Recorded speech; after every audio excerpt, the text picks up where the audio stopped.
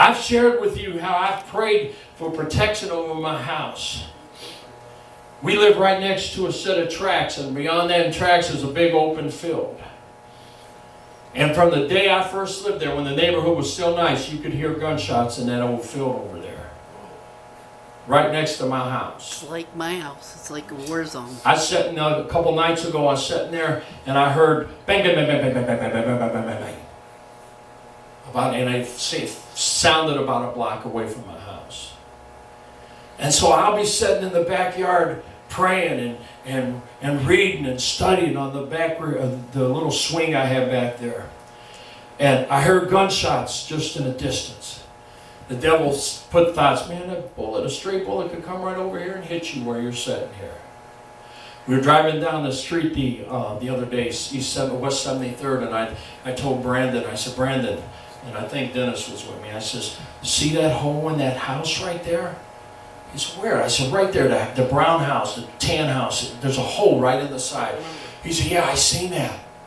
I said, I seen that they had this show on TV, Crime 360, and they were filming here in Cleveland. There was a bunch of boys walking down the street, young men walking down the street, carrying on, knocking over garbage cans, just acting a fool, and one of them had a gun and they were shooting. And the young man got up out of bed, ready to go to work the next morning, sleeping, trying to sleep, but woke up by the commotion, went to look out the window, the stray bullet went through there, through his house, and hit this young man and killed him. And so I'm sitting there and I'm thinking, what if I'm sitting here reading and a stray bullet comes? And I said, Lord, you're going to have to protect me and my family. I said, Lord, I want you to put an angel on the front corner, an angel in the back corner. I have a pretty big yard. Angel on that corner and an angel on that corner.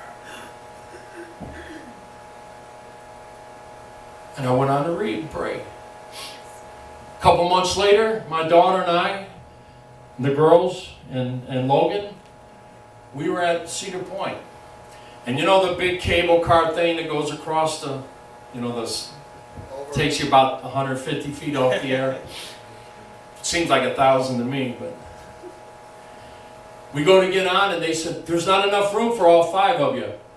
And so the kids got on by themselves. Me and Tanya get in the back, and Tanya, I could tell, and I'm praying, God protect them. You know how boys are, they get a little crazy, and Nevaeh, she's pretty active, and start swinging them. And I said, Lord, protect them, keep them safe. And I looked at Tanya, and I could see you can tell she was almost having an anxiety attack. And I said, Tanya, they're going to be okay. The Lord will protect them. The angels are there with them. She said, Dad, I was laying on the couch last week. And she said, I heard gunshots. And she said, and I started praying, God, protect our house. And she said, all of a sudden, I seen angels. There was an angel in the front of the house. There was one in the back. There was one on the other side. And there was one over by Debbie and Dan's house, by their yard. And she said, and I don't know, she said, I could see their huge wings. And there was fire coming out from them. I don't know if it was coming out of their belly or out of their mouth or what. I said, that was a sword. It was coming out of their mouth.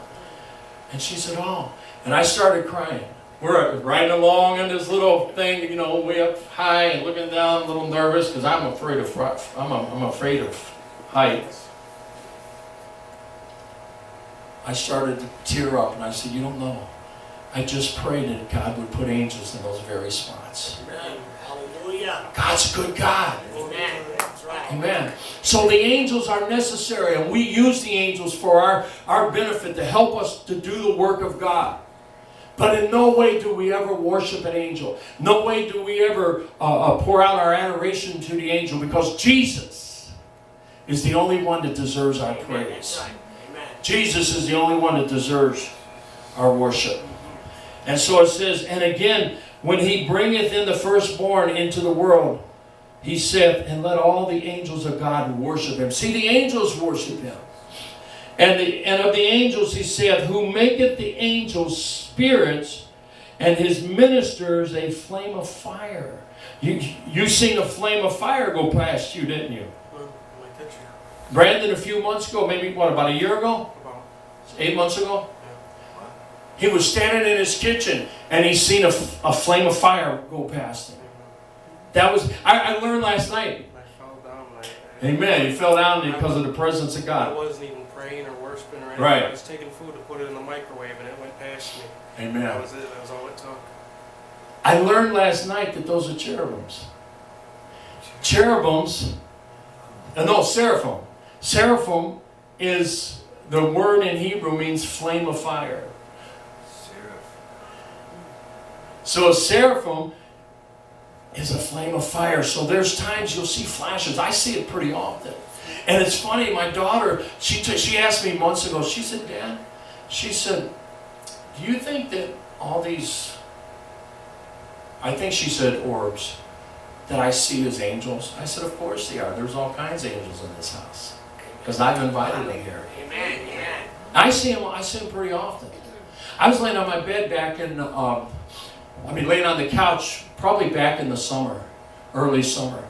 And we had these little moths, and I hate these things. I think I got rid of most of them. The covered moths, yeah. I think I got rid of most of them, but I killed one a couple days ago. But there in the early spring, they were pretty bad. And all of a sudden, I seen something at the foot of the couch. I'm laying on the couch, and I seen something go like this, and then go past me. It was at the foot of the couch. It went up, and then down. And as it got by me, it widened. And I thought it was a moth at first. But when it came and it expanded to about probably 4 or 5 feet, as it got past me and then disappeared, I started thanking the Lord, because I knew it had to be an angel. Now, why is he there? I don't know. There could be, who knows? He may have needed to protect me for something. Or he may have just can't come to hang out. I said he might have just been there hanging out. I read this book by Kevin Basconi, and Kevin Basconi said that he was in his prayer closet. He had a little house in West Virginia. And he said that he was in his prayer closet, and his closet was in the bathroom. He said he heard some commotion around in his living room. So he came out of the prayer room into the living room, and he looked, and he said there was 3 angels there, and 2 of them were wrestling. And he said he was shocked. He couldn't believe, why would they be wrestling? And he realized that he came to the conclusion that they were there for him to minister, but he didn't have them busy, so they were just playing around while they weren't doing anything. And he said when he walked in, they stopped. And they looked at him. And then they realized, hey, he can see us. He said another time he was just walking down the street, going to the store. And he happened to look back, and they were walking behind him. I want you to know, folks, God has placed angels in your life, and they were there to minister for you and to you. To you and for you. For you and to you. Let me say that again in case you didn't get it. The angels are there to minister to you, but they're also there to minister for you. If you need them to go to do something for you, to maybe touch your loved one, to protect your loved one, to minister finances, or to minister a need that needs to be met, they will go. They will be commissioned at your word. Amen. Something to be thankful for, huh? Amen. But keep in mind, they always work coinciding with Jesus and through the Holy Spirit. Amen. Brother Tim. Yes. You talked about a story about an angel saving someone's life in a car or something with a deer or something. Oh. Did you tell that one? Oh, that's a good one, brother. I forgot about that. I had taken Kathy Harmon and Sister Harmon to Buffalo.